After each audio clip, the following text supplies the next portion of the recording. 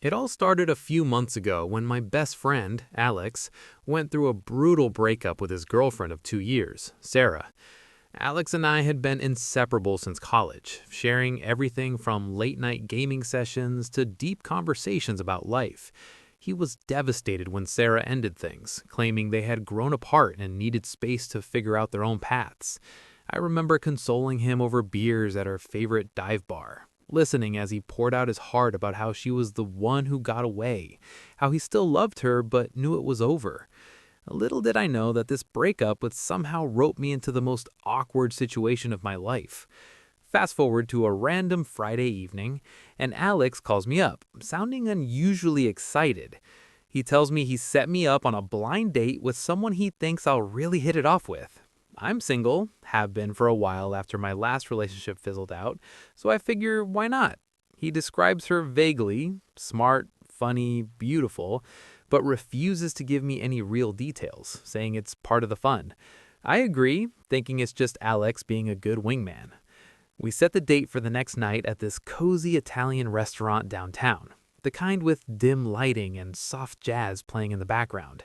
I show up a bit early, nervous but optimistic, dressed in my best casual button-up shirt and jeans.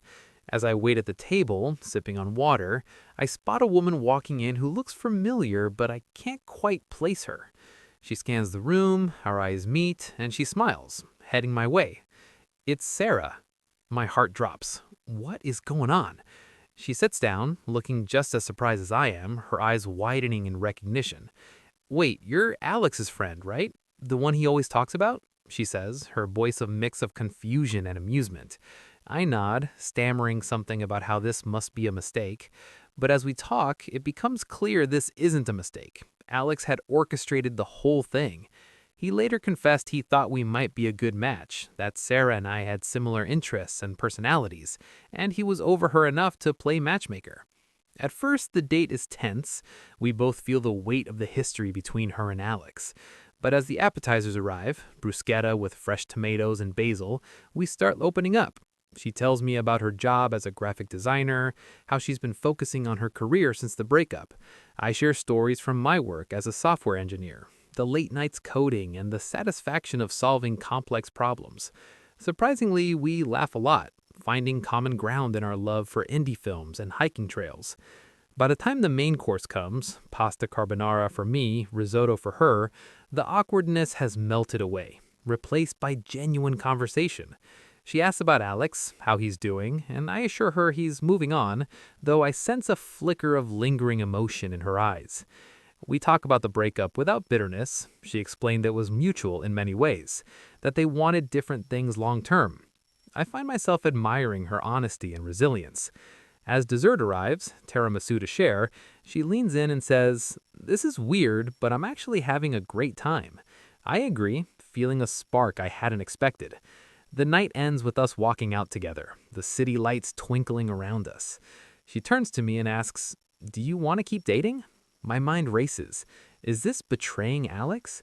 But he set it up, so maybe not. I say yes, and we exchange numbers, planning a second date. Little do I know, this is just the beginning of a whirlwind romance tangled with friendship loyalties. Over the next weeks, Sarah and I see each other more, but I keep it from Alex at first, unsure how to broach the subject. Our dates are magical. A picnic in the park where we feed ducks and talk dreams. A movie night at her place with popcorn and debates about plot twists. Yet guilt nags at me. Finally, I tell Alex, bracing for anger, but he laughs it off, saying he knew we'd click and is happy for us. Relief washes over me, and our relationship deepens. Sarah opens up about her past, her fears of commitment after the breakup, and I share my own insecurities from previous heartbreaks. We build trust slowly, through small gestures like surprise coffee deliveries and late-night texts. But challenges arise. Old friends from their circle give us side-eye, whispering about how it's too soon or disloyal. We ignore them, focusing on us. One evening, during a sunset walk, she confessed she still cares for Alex as a friend, but sees a future with me. It's a turning point, solidifying our bond. Months pass and we're inseparable, planning trips and meeting families. The trick that started it all becomes our favorite story to tell, a testament to unexpected love. Looking back, I'm grateful for Alex's meddling. It led me to someone extraordinary. The story doesn't end there, though.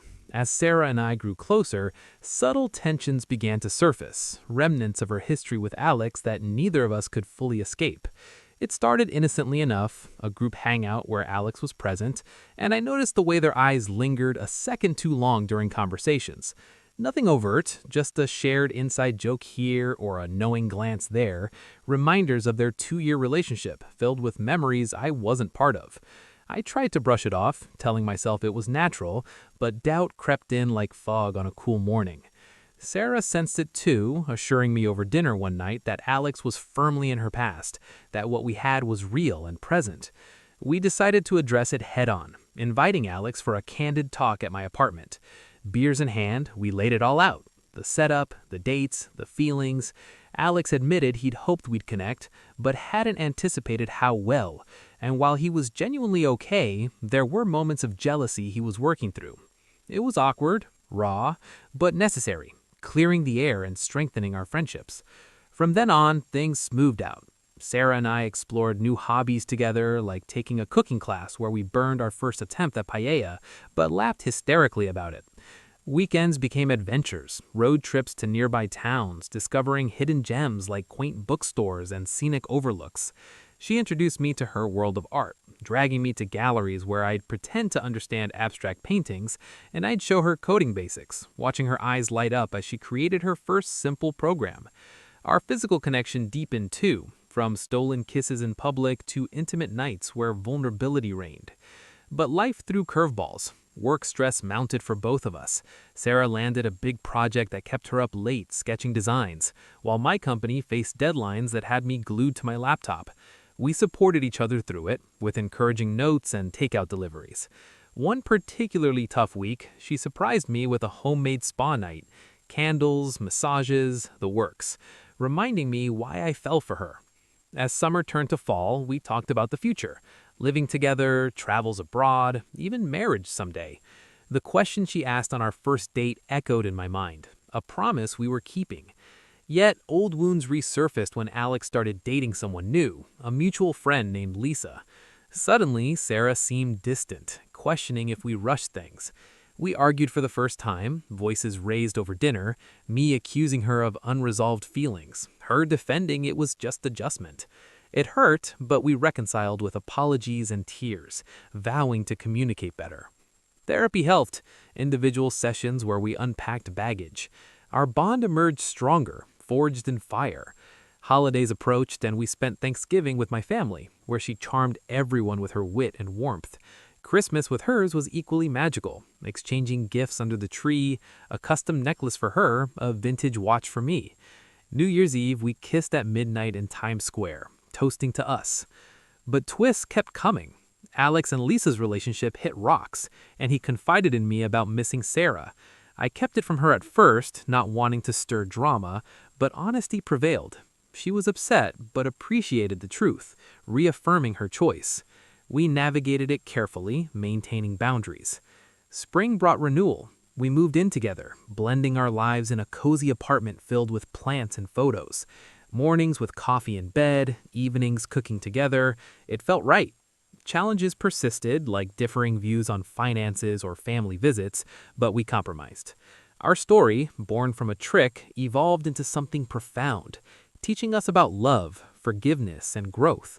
Friends now joke about Alex's matchmaking skills, and we laugh along, grateful for the unexpected path.